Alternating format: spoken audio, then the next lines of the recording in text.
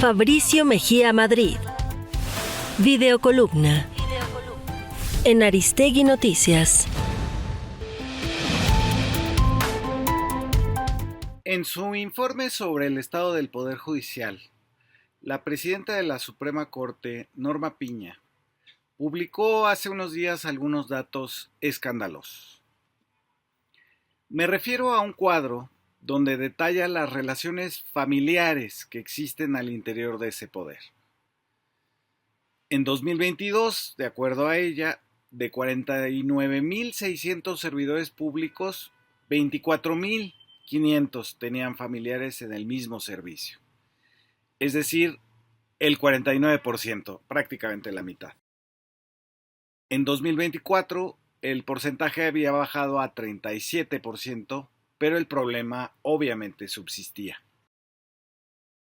Supongo que la ministra Piña exhibió la cifra para demostrar que la reforma contra el nepotismo del ministro en retiro, Arturo Saldívar, no había más que bajado la incidencia de los parientes en 12%. Pero para los ciudadanos, este dato significa que es falso. Todo el discurso de los concursos abiertos y la supuesta carrera donde los abogados iban pasando exámenes dificilísimos y obteniendo por su esfuerzo y conocimiento sus puestos en las barandillas y los juzgados. Ese dato del nepotismo que subsiste, no obstante los esfuerzos administrativos de la autoridad, es suficiente o sería suficiente para que apoyáramos la propuesta de reforma en la que los aspirantes pasarán por 3 filtros. El primero, de un comité técnico de evaluación, luego un sorteo y finalmente una elección democrática. La oposición a la reforma no pudo sostener la idea inicial de que el sistema judicial no necesitaba una reforma, que trabajaba a viento en popa. Según el boletín del INEGI emitido el pasado 18 de julio, al cierre de 2023, en el ámbito estatal y federal, la población privada de la libertad se conformó por 23,277 personas, 94% hombres, 5,7 mujeres.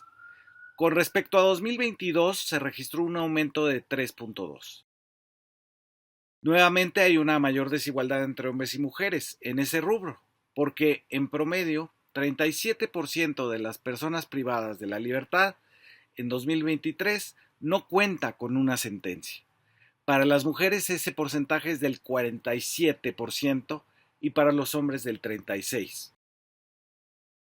En 2023, del total de la población privada de la libertad sin sentencia, 44% se encontró en prisión preventiva oficiosa, 32% en prisión preventiva justificada y 3,5% en otro supuesto jurídico, y para 19,7% no se identificó el tipo de estatus jurídico. Imagínense un 40% de los presos sin sentencia, pero un 20% que el propio sistema no sabe por qué están en la cárcel. Esto debería ser un escándalo en cualquier país del mundo, pero no en México, con una Suprema Corte que insistió en que estaba abierta al diálogo, pero que desestimó cualquier crítica a su desempeño. Ese fue un primer momento.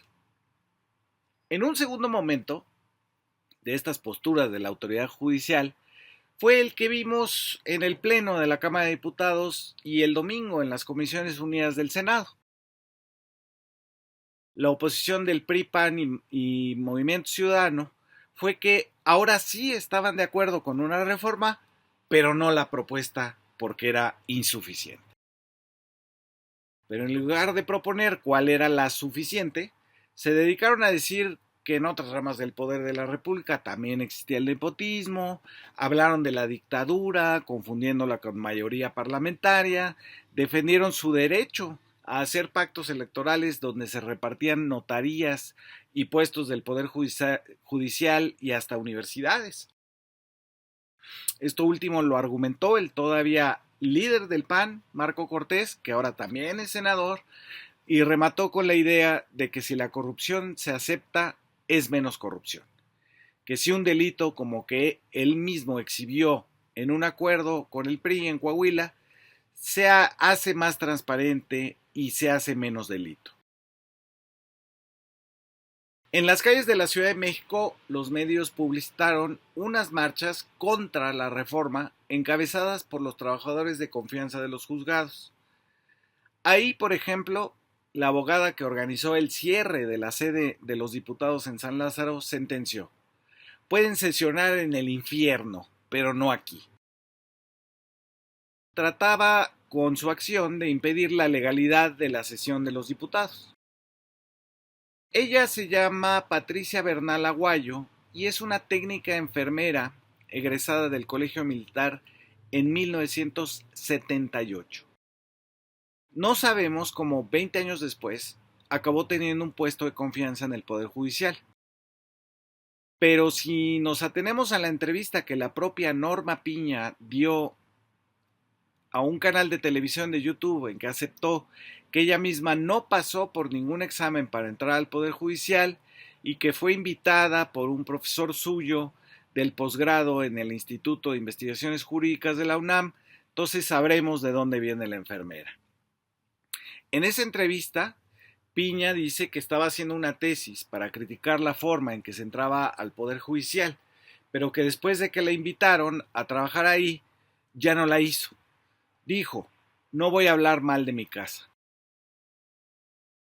Luego, cándidamente, la ministra Norma Piña aceptó, cito, sin haber litigado nunca y sin haber trabajado, porque el Instituto de Investigaciones Jurídicas era academia separada de cualquier conflicto.